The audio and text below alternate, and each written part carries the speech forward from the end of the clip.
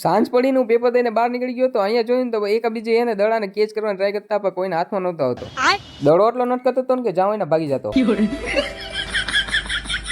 પીવાના પાણીનું ટેન્કર જોઈને અમે ડાયરેક્ટ કોલેજની બહાર નીકળી ગયા હતા. પણ અહીંયા રોડ ઉપર આટલું ટ્રાફિક થઈ જાય કે આવી મોટી બિલ્ડિંગ બનાવવી પડે એકબીજાને ગોતવા માટે. અને એમાં પણ કોઈ ઉપરથી ગોતતા પડી જાય ને તો એના માટે સ્પેશિયલ ઝાડ બનાવીને રાખવામાં આવ્યા કે આમાં એને ઝીલાઈ જાય. રસ્તામાં ગાડી વાળાએ ધૂળ ઉડાડી મેકઅપ કરી દીધો કારણ કે આગળ એને છોકરાઓને રજા પડી. लेकिन एक सेकंड देख देख देख देख धड़कनों में तेरे गीत है मिले हुए औकात में रहो. રસ્તામાં કપચીનો ડુંગર જોયો અને ગાયના આંદોલન કરવા નીકળેલી રોડ ઉપર જોઈ. એમની સાથે ફ્રીમાં જોયો આ પાંદડા ખરી ગયેલા ઝાડવા નહીં. બાકી અમે હવે નીકળી ગયા ભાવનગરની ગલીઓમાં ફરવા માટે. બાકી મોરમીની વ્લોગ માટે બન્યા રહેજો.